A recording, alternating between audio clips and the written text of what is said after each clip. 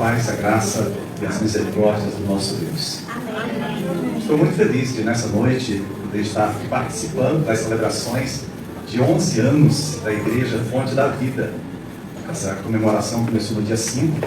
Havia recebido o convite para estar aqui com a amada igreja, mas como o primeiro domingo é culto de ceia do Senhor, e eu sempre gosto de ministrar a palavra de Deus no culto de ceia, por isso a nossa ausência, mas aprove a Deus estar aqui nessa noite, participando dessa celebração, né? Nós não podíamos de forma nenhuma nos ausentar desse período festivo de 11 anos da Igreja Cristã Fonte da Vida, igreja que nós temos acompanhado aí há alguns anos, dessa caminhada de parceria com a pastora Nandija, com o Wagner, e com vários irmãos que nós conhecemos desde então. Então só temos a agradecer a Deus, a minha gratidão ao Senhor por estreitar os nossos laços de fraternidade, de irmandade. E é claro que isso, a perspectiva é sempre futura, é da eternidade, porque um dia estaremos todos juntos, independentemente de sigla denominacional. Estaremos participando das bodas do Cordeiro de Deus. Eu trago aqui a saudação também da Igreja Gileade, lá do José Malta, e fica muito feliz por esses 11 anos. Esse ano nós vamos estar comemorando 15 anos. Vamos estar debutando, né? Então, é assim mesmo. O texto do sermão de hoje, queridos, que nós queremos compartilhar com a igreja, se encontra em 1 Samuel, capítulo 7, verso 12. Essa é uma declaração que marcou a história do povo de Israel e certamente ela deflagra um novo tempo na história da igreja Fonte da Vida. 1 Samuel, capítulo 7, verso 12, é uma passagem bem conhecida e traz a seguinte declaração: até aqui o Senhor nos ajudou. É interessante porque a história que culmina nessa declaração, ela envolve o profeta Samuel e acontece exatamente nos dias em que os juízes governavam Israel. Acredito que vocês todos lembrem que quando Deus chamou Moisés para tomar posse da terra prometida, o povo ainda estava sob a escravidão egípcia, e o Senhor então traz a libertação ao povo de Israel sob a liderança do grande estadista que foi Moisés. Porém, o povo era um povo difícil, de dura cerviz, e quando chegaram às portas de Canaã, viram as dificuldades, as lutas, titubearam, se amedrontaram e acabaram voltando atrás. E com isso, acabaram por postergar a entrada na terra prometida. Ainda passaram 40 anos peregrinando no deserto até que toda aquela geração passasse. Apenas Caleb e Josué, que haviam sido os espias, que trouxeram mensagens positivas e incentivaram o povo a entrar e tomar posse da terra, é que realmente puderam participar daquela conquista. Mas Moisés morre. Moisés contempla a terra prometida, mas ele não entra nela. E então coube a Josué, aquele que foi sempre o braço direito de Moisés, ser um grande general, aquele que estaria conduzindo o povo na batalha para tomar posse daquela terra. Começa então o período dos juízes, o período daqueles que estariam julgando Israel. Israel estava afastando-se de Deus, agora havia tomado posse da terra, mas não tinha tirado todas as nações gentias que habitavam ali, nações pagãs que adoravam outros deuses, nações que imolavam crianças, sacrificavam pessoas aos seus falsos ídolos, aos seus falsos deuses, e aquilo que Deus havia determinado para que todas aquelas nações fossem tiradas, fossem exterminadas, o povo não obedece. E com isso Deus então permite que aquele povo que antes morava naquela terra começasse a se rebelar, se revoltar contra Israel. E é nesse período então que surgem os juízes. Deus levanta homens e mulheres para julgar o povo de Israel. É nesse período então de dificuldade, de luta, que Deus então levanta estes homens para trazer o conserto, para trazer a restauração da aliança. E durante esse período a gente vê claramente que existiam problemas internos. E esses problemas se deviam principalmente à perversidade de líderes infiéis que conduziam o povo. Homens que levavam o povo à mesma adoração dos falsos ídolos que as nações que haviam sido lançadas fora daquela terra adoravam no passado. E a gente vê claramente isso acontecendo, por exemplo, com os filhos de Eli. Eli, que era um sacerdote de Israel, mas os seus filhos, que também eram sacerdotes, eram filhos de Belial, eram ímpios, como a própria palavra de Deus coloca. Eles serviam a si mesmo em vez de servirem a Deus. Então havia muito problema existindo no meio de Israel. Problemas internos como esse, mas também problemas externos que vieram principalmente na forma dos conflitos com outras nações. Ainda não havia um rei sobre Israel. Quem reinava sobre o povo era Deus, mas infelizmente o povo era duro, difícil, e de vez em quando se revoltava, se rebelava contra Deus. E aí Deus permitia que os inimigos viessem, tomassem as riquezas do povo, levassem muitos cativos, e o povo então buscava a Deus, arrependido, clamava a Deus. E o Senhor sempre atendia e enviava então aqueles que pudessem trazer algum tipo de bonança, algum lenitivo para vencer as dificuldades, as batalhas que o povo estava trazendo. É nesse período então que nós somos informados do nascimento de Samuel. Samuel, ele é chamado para liderar o povo de Israel de volta a um caminhar de fidelidade com Deus. Diante de uma nação, diante de um povo rebelde, de um povo difícil, Deus então levanta esse jovem que se tornaria um grande profeta, um sacerdote e um juiz. Foram dias de renovação. E mesmo que as coisas estivessem indo na direção certa, não pense que foram dias sem dificuldade. Às vezes nós imaginamos que por conta de nós termos uma boa liderança, uma liderança comprometida com Deus, nós estaremos isentos de problemas, e não é verdade. A palavra do Senhor diz que no mundo nós teremos aflições, e as aflições nos virão em meio às coisas boas e positivas que possam também nos acontecer. Nós não estaremos isentos, blindados das lutas e das dificuldades. E isso acontece com Samuel. Samuel não estava livre dos problemas. Na verdade, aqueles dias foram dias de reforma. A adoração adequada, conforme orientada na lei, estava em processo de restauração. Aquele povo durante muito tempo havia dado as costas a Deus. Estava reaprendendo a viver a palavra do Senhor. E igreja é exatamente isso. É esse aprendizado diário. Constantemente nós somos levados a nos posicionar diante de uma realidade de pecado, de corrupção no mundo que nós vivemos. Nós precisamos, enquanto igreja, nos manter fiéis aos princípios da palavra de Deus. É por isso que a liderança da igreja é levantada pelo Senhor para conduzir o rebanho de Deus ao bom pasto, ao bom alimento. Foi isso que aconteceu com Samuel. O Senhor o levantou para que pudesse julgar, para que pudesse conduzir o povo de Israel de volta aos caminhos do Senhor, de volta aos trilhos. O povo então foi exortado a abandonar os seus ídolos. A vitória passou a ser vista, conquistada, alcançada diante dos exércitos inimigos. Aquilo que até bem pouco tempo era algo impensável, começava a se tornar uma realidade. E no capítulo 7 de 1 Samuel, o povo de Deus acabava de obter uma vitória decisiva sobre os seus inimigos, os filisteus. E o que é particularmente significativo, queridos, sobre essa vitória, é que os filisteus eles foram derrotados não pela força de Israel, não pelo armamento de Israel, não pela condição física do exército de Israel, não. Eles foram derrotados pela intervenção de Deus. Em outras palavras, o povo de Deus não venceu a batalha. Deus venceu a batalha pelo povo.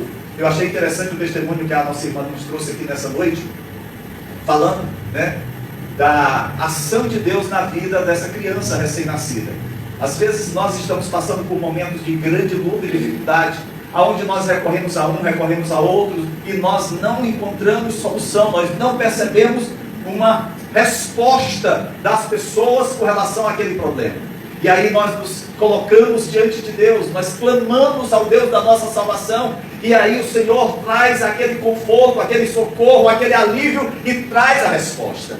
E como isso é tremendo, queridos, como é maravilhoso ouvir que o nosso Deus, Ele não mudou. Assim como Ele operou no passado, dando vitória ao povo de Israel diante das conquistas e batalhas, para entrar na terra de Canaã. O nosso Deus é o mesmo Deus que continua operando, porque nós passamos batalhas e lutas para conquistar a Canaã celestial. Nós estamos prosseguindo para esse alvo, e nós não podemos nos envolver com coisas que venham nos afastar dos caminhos do Senhor.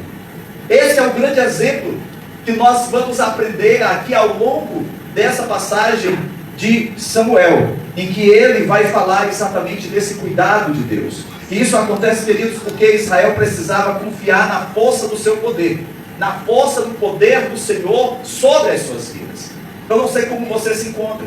Talvez você diga assim: ah, pastor, a minha fé é tão pequena, eu me sinto tão fraco, eu estou às vezes tão cheio de dúvidas. As dúvidas vêm sempre ao nosso coração.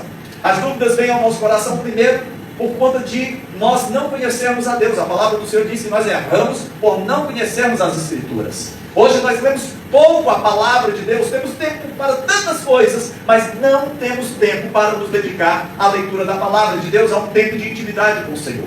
Então precisamos realmente conhecer a palavra de Deus para que a dúvida diante das promessas de Deus não venham a entrar no nosso coração. Mas as dúvidas também vêm, queridos, porque o inimigo é sagaz. E ele vai procurar de todas as formas nos afastar dos caminhos do Senhor. Foi isso que ele fez com o primeiro casal, trazendo dúvida ao coração daquele casal e levando-os a tomar uma decisão contrária à vontade de Deus. Esse é o objetivo dele: roubar, matar e destruir. É por isso que nós não podemos ouvir a voz do inimigo. Precisamos ouvir a voz de Deus. Se deixamos de ler a palavra, se deixamos de ouvir a voz de Deus, acabamos por ouvir a voz do inimigo. Então, a dúvida, ela é semeada pelo inimigo. E a dúvida também é semeada pelo nosso pecado, pela nossa carne, pelo mundo. Porque de todas as formas, essas três forças, o diabo, a carne e o mundo, vão militar para nos afastar da comunhão com Deus. Ou seja, gerar dúvida, gerar rebelião, gerar pecado no nosso coração. Era assim que o povo de Israel estava. E aí Deus então levanta Samuel como juiz para trazer o povo de volta ao seu caminho. E o versículo 10 diz assim: o Senhor trovejou com fortíssimo estrondo contra os filisteus e os colocou em pânico. Então foram derrotados por Israel. Aquele povo, aquele grande exército, aquele exército cheio de condições de vencer Israel, foi derrotado. A palavra de Deus diz que o Senhor trovejou com fortíssimo estrondo e colocou pânico, terror, medo diante do exército inimigo. E por conta disso, aquele grande exército foi derrotado. Deus trovejou sobre eles e o pânico tomou conta dos seus corações. Deus fez com que o inimigo caísse aos pés diante do povo de Israel. Isso, queridos, é o cumprimento de uma profecia que foi dada, que foi apresentada à mãe de Samuel, que é Ana. Lá no capítulo 2, no versículo 10, diz assim: aqueles que se opõem ao Senhor serão despedaçados, ele trovejará do céu contra eles. Deus havia trazido essa promessa, essa revelação ao coração de Ana, e nesse momento Deus estava tornando aquela promessa, aquela revelação algo real. A palavra de Deus, ela não erra. Aquilo que Deus promete, Ele cumpre. Não é promessa vazia de político, é a promessa certa de um Deus criador dos céus e da terra. É por isso que nós podemos descansar, e é por isso que aquele jovem Samuel também o fez. O Senhor trovejou contra aqueles que se opunham a ele. Aquele grande exército filisteu simplesmente fugiu, e os israelitas correram atrás deles, provavelmente pegando as armas que os filisteus largaram na sua pressa de fugir, porque Israel não podia ter armas. Os exércitos que os oprimiam não permitiam que eles tivessem arma. Até mesmo para arar a terra, eles tinham que usar peças de madeira para rasgar, sulcar a terra.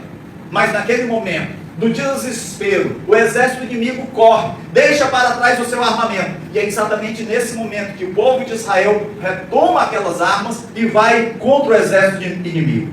É uma vitória extraordinariamente poderosa que Deus dá em resposta às orações do seu povo.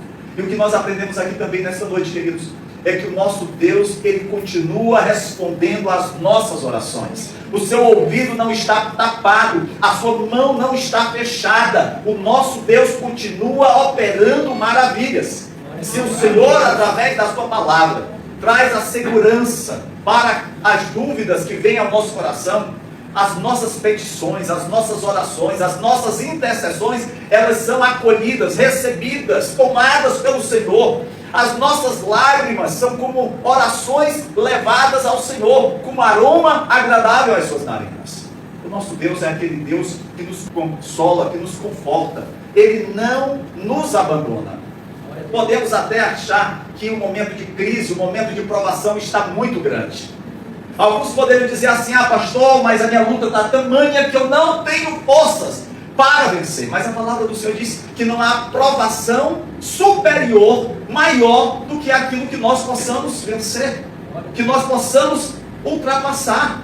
Então, se nós temos essa segurança na palavra de Deus, poderão vir provações, e virão lutas nas nossas vidas, mas o Senhor estará conosco. O Senhor não nos livrará das provações, o Senhor estará conosco nas provações. Que é esse conforto que Ele estava dando a Samuel. Naquele momento, Deus não prometeu que o exército filisteu não iria lutar contra Israel, mas que o Senhor estaria com o exército de Israel para vencer o exército inimigo. E o Senhor está contigo, o Senhor está com a igreja Fonte da Vida ao longo desses 11 anos, dando vitória diante das lutas que já foram enfrentadas. Eu sei que a tendência da gente é sempre olhar para as coisas boas, positivas, que nós já conquistamos. Mas certamente, ao longo desses 11 anos, você olhando para trás, certamente vocês tiveram momentos de dificuldade, de dor, de tristeza. Mas mesmo nesses momentos, o Senhor sempre esteve com vocês. O profeta Samuel faz algo para comemorar a poderosa vitória e libertação do povo de Deus. Nós lemos no capítulo 7, versículo 12, que Samuel pegou uma pedra e a ergueu entre Mispá e Sem, e deu-lhe o nome de Ebenezer, dizendo: até aqui o Senhor nos ajudou. Queridos, Samuel pegou uma pedra e colocou no meio do campo de batalha, como uma pedra memorial, para que todas as pessoas se lembrassem da poderosa mão de Deus para salvar o povo de Deus. Todos que ali passassem de Israel pudessem contemplar aquela pedra e lembrar-se do grande livramento, da grande vitória, da grande bênção que o Senhor havia concedido ao povo de Israel. Aquele povo que vivia acossado, que vivia perseguido, aquele povo que não tinha perspectiva de futuro, porque as suas riquezas estavam sendo pilhadas, as suas virgens estavam sendo levadas, o povo estava sendo escravizado. Agora eles contemplavam não mais a tristeza da escravidão, eles contemplavam a alegria e o gozo da vitória. E Deus estabelece então aquele marco. Samuel pega aquela pedra e chama seu nome de Ebenezer. Essa palavra no hebraico tem o sentido de pedra de ajuda. E depois que Samuel colocou aquela pedra no lugar, ele chamou a atenção do povo de Deus, que foi reunido, e convocou para se aproximarem daquela pedra. E Samuel proclamou ao povo ali reunido, dizendo: esta pedra se chama Ebenezer, pedra de ajuda. E disse: até aqui o Senhor nos ajudou. E se a gente pudesse parafrasear, seria mais assim: cada vez que vocês olharem para esta pedra, lembrem-se do Senhor que os ajudou. Nunca se esqueçam do Deus vivo e verdadeiro. Ele é o seu Deus. Aleluia. E quando eu penso nisso, querido, sempre me vem à mente a ceia do Senhor. Porque na ceia do Senhor, nós somos chamados a nos lembrarmos, a trazermos à memória aquele que nos traz esperança. Porque Cristo morreu, eu tenho a certeza de um amanhã. Glória. Cristo é o meu memorial, é a minha lembrança. Eu olho para Ele, eu tenho a segurança da vitória. Amém. Queridos, essas palavras de Samuel estão cheias de gratidão ao Senhor, porque no passado o povo foi liberto por Deus. No presente, o Senhor lhes havia garantido uma grande vitória sobre os filisteus. E agora o futuro os ajudaria a saber que mesmo nas batalhas que eles teriam que enfrentar, e eles enfrentariam, Deus os estaria guiando de vitória em vitória. Aleluia. Talvez você olhe para o seu passado e lembre-se do seu passado de pecado. Lembre-se do charco de lama aonde você se encontrava. Você olha para o seu passado e vê a tristeza que você realizou o coração de Deus. Aí você olha para o seu presente e você vê as bênçãos que Deus já tem lhe dado. O Senhor tem restaurado o seu casamento, o Senhor tem te concedido a harmonia na sua família, o Senhor tem te trazido a um lugar onde você possa estar adorando com o povo de Deus, comprado e lavado no sangue do Cordeiro. Mas o Senhor te faz contemplar também o amanhã, até que Ele venha. E Ele voltará para buscar a sua noiva. Ele voltará para buscar aqueles que foram comprados e lavados com o sangue do Cordeiro. Estaremos todos juntos eternamente na presença do nosso Deus. Queridos, tudo naquele dia, na vida de Samuel e do povo de Israel, a escolha daquela pedra como um monumento, um memorial, Ebenezer, a pedra de ajuda, tudo aquilo que foi colocado entre Mispa e Sem, e aquela declaração, até aqui o Senhor nos ajudou, serviu de monumento ao fato de Deus ter ajudado o seu povo e ter me dado vitória. Mas também serviu de um lembrete visível da fidelidade de Deus, chamando o povo a confiar nele para sempre. Tudo que nós fazemos aqui, queridos, momento de adoração, o momento em que nós podemos participar do ofertório, o momento da pregação, o momento da comunhão, tudo isso revela a fidelidade de Deus para com o seu povo. O seu grande amor para comigo e para com você. E nessa noite, em que a igreja Fonte da Vida está celebrando 11 anos, ao longo de todo o mês de junho, parece até festa judaica, faz-se necessário que o povo de Deus que aqui se congrega possa lembrar-se da fidelidade de Deus, porque a fidelidade de Deus não se deve apenas ao mês de junho de 2022, mas vocês possam olhar para trás e ver tudo aquilo que Ele já operou, tudo aquilo que Ele já realizou. E isso é bom para a nossa alma e para a nossa fé, erguer pedras memoriais, como Samuel fez, mesmo que apenas as ergamos verbalmente. Nós não vamos fazer como Samuel, que trouxe uma pedra e colocar aqui no meio do salão. Não há como fazer isso. Mas que nós possamos nos lembrar, amados, ter sempre gravado no nosso coração e na nossa mente tudo aquilo que o Senhor já fez em nome de Jesus por essa igreja. É bom pararmos, lembrarmos da fidelidade de Deus e não somente lembrar, mas também agradecer. A pastora Nandisha começou o culto nessa noite falando de gratidão ao Senhor. Gratidão. Como nós precisamos ser gratos a Deus. E às vezes como nós somos ingratos. Como nós somos difíceis de nos relacionarmos com o Senhor. Às vezes nós estamos mais para o filho pródigo do que mesmo para aquele que aguarda o tempo para receber a herança. Queremos antecipar, e não apenas antecipar, queremos gastar tudo com que o mundo possa nos oferecer. Essa visão materialista, consumista, que às vezes nos tira o foco da comunhão com Deus e com a igreja. Vivemos no ativismo, no corre-corre, que invertemos o padrão bíblico. Ao invés de priorizarmos, ao invés de buscarmos em primeiro lugar o reino de Deus e a sua justiça, colocamos todas as outras coisas em primeiro lugar.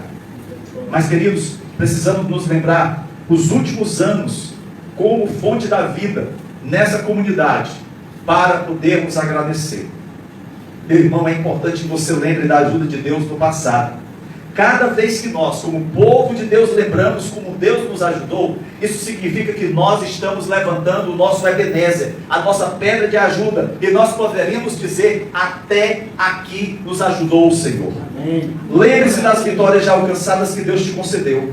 Lembre-se de como Ele no passado te alcançou com a sua salvação, e você será incentivado a saber que Ele o livrará no presente e o preservará no futuro.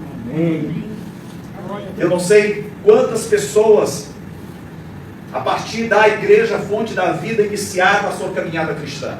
Eu não sei quantas pessoas que aqui chegaram, vindas de outras igrejas, quantas pessoas se reconciliaram, mas aqui estão pessoas que assumiram o compromisso de servir ao Senhor neste lugar.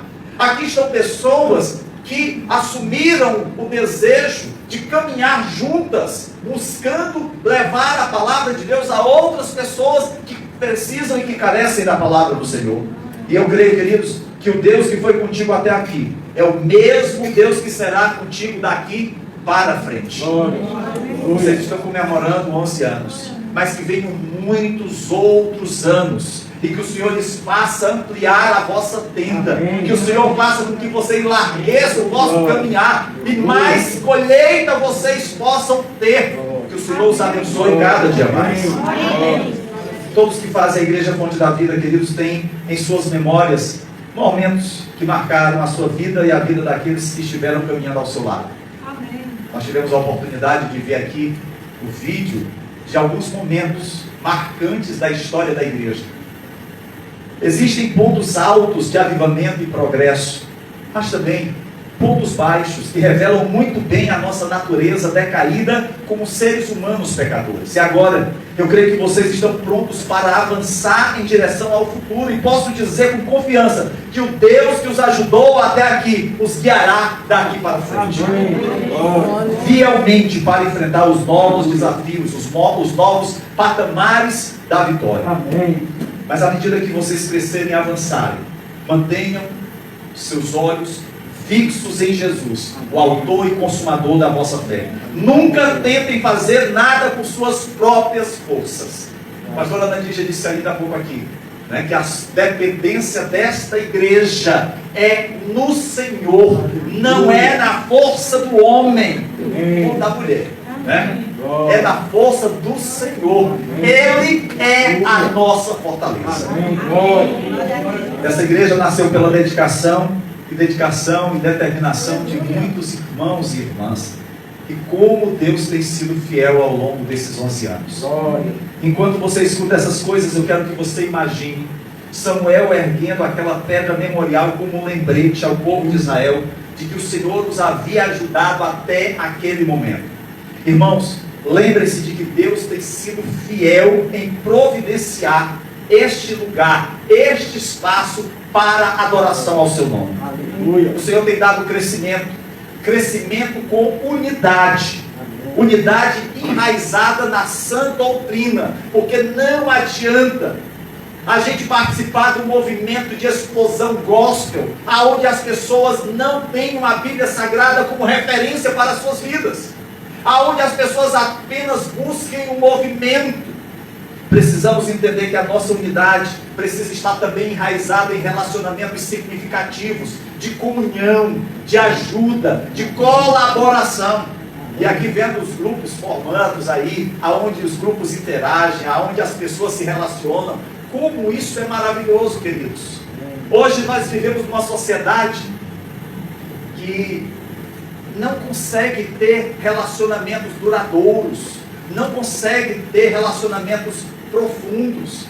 Qualquer momento, qualquer dificuldade, tudo aquilo se acaba. Mas a igreja precisa ser esse diferencial aonde ela se encontra, mostrando a unidade, a força e a vitalidade do povo que serve ao Senhor. Amém. Eu vejo isso como um presente de Deus, e que permaneça assim sempre e cada vez mais prosperamente. Amém. O Senhor também tem sido fiel em prover financeiramente a manutenção da igreja, apesar da pandemia. Meu Deus, apesar da crise financeira decorrente dessa pandemia e de outros problemas que a gente sabe que batem a nossa porta diariamente, quantos pais, mães de família, jovens não sofreram e sofrem com esses problemas referentes à crise financeira. Mas Deus sempre proveu todas as necessidades. É por isso que cada um que aqui se encontra pode declarar: até aqui o Senhor nos ajudou. Glória. Mas por mais positivo que eu tenha sido sobre a igreja Fonte da Vida, e aqui eu não quero de forma nenhuma trazer só elogios, eu sei que vocês também enfrentam lutas e problemas, né? Eu acho que perdas nesse período que nós sofremos. Eu estou ciente, queridos, que vocês estão longe de serem perfeitos. Vocês estão bem, têm crescido no conhecimento da palavra, da comunhão, mas há muito trabalho a ser feito. Há melhorias que vocês vão precisar implementar, e devem lembrar que o inimigo sempre os ameaçará. Ele estará sempre à espreita procurando destruí-los. Irmãos e irmãs, é por essas razões que me sinto compelido a dizer a vocês: continuem na total dependência de Deus. Amém. Esse é o grande desafio que nós temos hoje como igreja. É o desafio que nós temos lá na Gileade do José Walter. É continuar crescendo no temor do Senhor, na total dependência do nosso Deus. E aí alguém pode dizer: pastor, mas como nós podemos fazer isso? Eu não vou ensinar a roda, certamente a pastora Nandija e outros já o fizeram, mas permitam reforçar esses mesmos pontos. E a primeira atitude: dependam do Senhor por meio da oração. Amém. A oração, queridos, é um dos meios pelos quais dependemos de Deus. Lembremos de Colossenses capítulo 4, verso 2, quando o apóstolo Paulo diz: dediquem-se à oração, estejam alertas e sejam agradecidos. Dediquem-se à oração, estejam alertas e sejam agradecidos. E sempre que eu lembro de Paulo falando sobre isso, eu lembro de Esdras. Porque quando Deus chama Esdras para a reconstrução de Jerusalém, dos muros da cidade, Esdras volta num período de grande adversidade, de grande perseguição. E a palavra de Deus diz que, enquanto com uma mão o povo levava, o tijolo, a massa para reerguer os muros, com a outra segurava a espada, porque a qualquer momento o inimigo poderia bater a sua porta. Queridos, nós precisamos estar em alertas, precisamos estar atentos, porque o inimigo sempre vai buscar um vacilo, um erro, uma falha.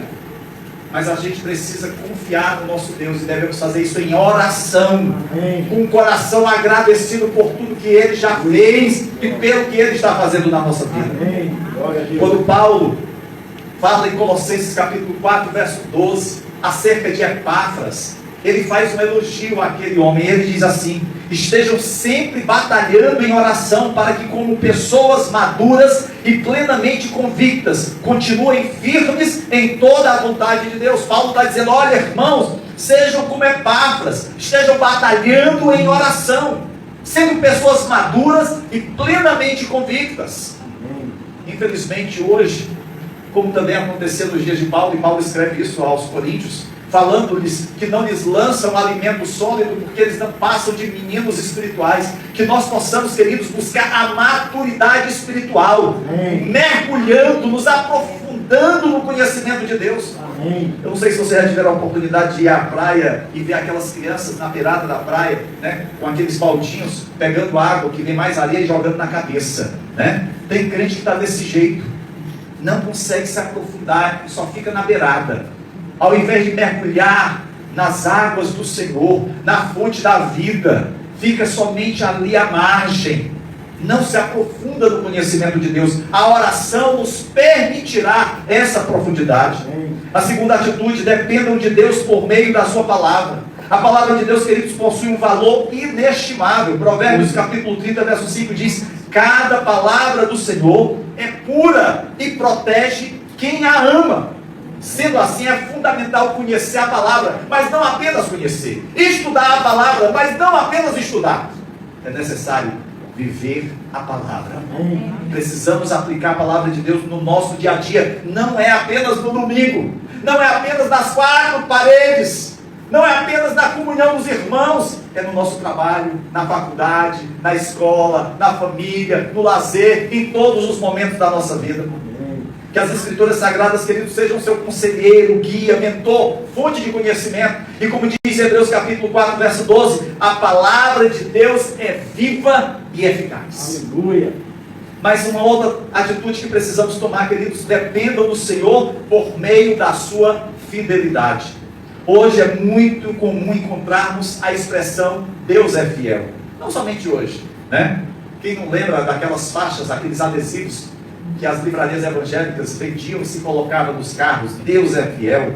Ou nas placas dos comércios, até mesmo nas casas, na entrada, na internet, cartões de apresentação pessoal. Quantos de nós até não fizemos uso dessa expressão? A grande pergunta é: nós somos verdadeiramente fiéis a Deus?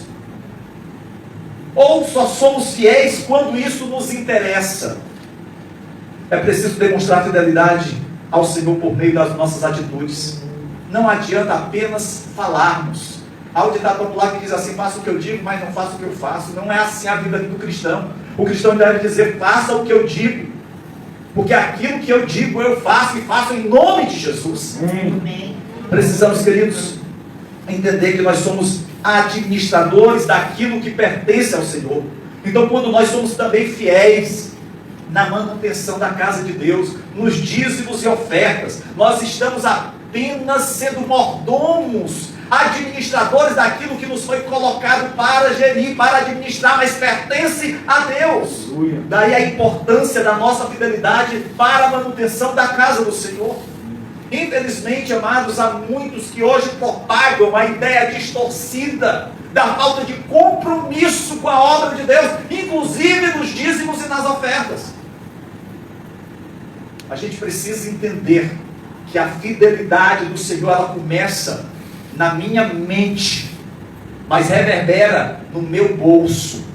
Não adianta a gente acreditar que a obra do Senhor vai ser feita se eu não me comprometer com essa obra, com a fidelidade na casa do Senhor.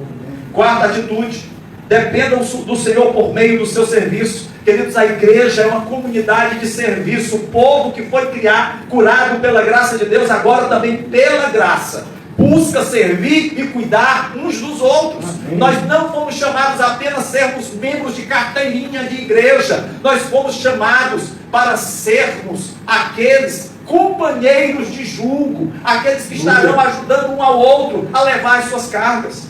Nesse compromisso com o serviço, nem todos fazem a mesma coisa. Eu sei que é muito bom quando a gente está à frente, quando a gente é visto, né? Eu lembro que logo que me converti, e aí eu via o grupo de louvor da igreja, achava tão bonito aqueles jovens louvando a Deus. O nome do conjunto era Novos Céus e Nova Terra, lá na igreja presbiteriana da Aldeota. Eu disse: eu quero estar ali também, né? E fui fazer o teste. Mas quando a irmã, que era responsável, pediu para eu cantar alguma coisa, viu o desastre da minha voz e disse: olha, para cantar você não tem jeito, né? E eu fui ser recepcionista da igreja.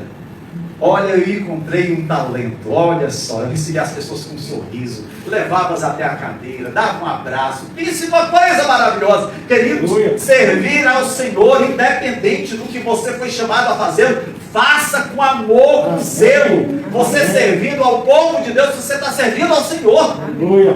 Não existe tarefa inferior. Todos somos chamados para servir a Deus. Assim, queridos, estejamos cientes de que dependemos uns dos outros, até mesmo para suprir as necessidades dos irmãos. Quantas vezes nós não tivemos a oportunidade de abençoar financeiramente alguém, abrir o nosso bolso para abençoar alguém que estava precisando mais do que nós? A gente vê isso claramente na história de Atos dos Apóstolos, quando os irmãos, mesmo pobres, humildes, das igrejas gregas, abençoaram a igreja em Jerusalém, que passava necessidades. E por último, queridos, dependam de Deus por meio da sua santificação. A santificação deve ser priorizada, almejada, perseguida. Lá em Hebreus capítulo 12, verso 14 diz: segui a paz com todos e a santificação, sem a qual ninguém verá o Senhor. Precisamos ser santos, termos uma vida reta. Isso não é apenas para mostrar aos outros, não é para que nós sejamos aplaudidos, não é para que nós possamos ter um destaque. Olha só, agora eu vou ter o meu nome citado lá pela pastora no próximo domingo, o santo do dia, né? As lojas têm essa coisa, né? Vendedor do dia, vendedor da semana, vendedor de destaque. Queridos, o maior destaque que nós temos é termos o nosso nome escrito no livro da vida. Esse é o maior destaque e a nossa maior alegria é agradarmos o coração do nosso Deus. Imagina só, você ser reconhecido como um homem, como uma mulher, segundo o coração de Deus. Que título maravilhoso! Não é Vossa Excelência, não é meritíssimo, mas é você ser chamado de amigo de Deus. Que título tremendo, queridos! São coisas, amados, que a palavra de Deus nos proporciona. E saber que um dia estaremos participando das bodas do Cordeiro. Até lá, a igreja Fonte da Vida vai continuar perseverando nos caminhos de proclamação do Evangelho. Buscando conduzir o povo de Deus que aqui se congrega em comunhão, em fidelidade, em compromisso com o Senhor, como tem sido feito ao longo desses 11 anos. Amém. E por mais anos que o Senhor nos conceda fazer. Amém. Até que Ele volte. Amém.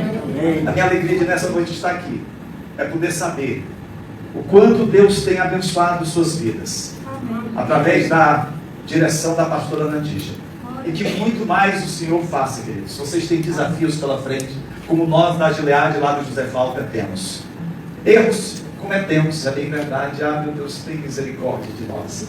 Mas queremos, Senhor, acertar o alvo. Queremos prosseguir sempre para o alvo. Amém. Esse é o desejo do nosso coração. Amém. Que Deus nos abençoe, que Deus multiplique os seus anos de serviço ao Senhor. Amém. Nesta igreja, em nome de Jesus Cristo. Amém. Amém.